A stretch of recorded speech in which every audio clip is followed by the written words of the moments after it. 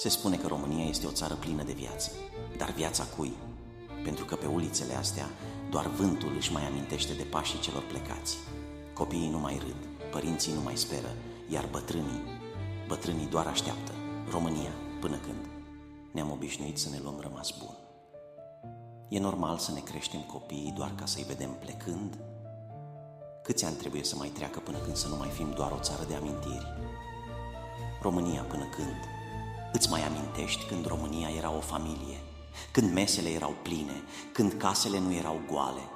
Acum bătrânii noștri își hrănesc sufletul doar cu amintiri, iar noi am învățat să trăim departe.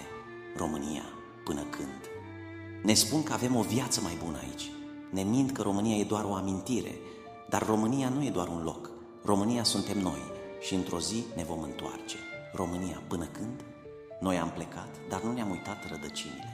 Noi suntem cei care pot ridica din nou această țară. Viitorul României nu este în mâinile celor care au vândut-o, ci în ale celor care o iubesc.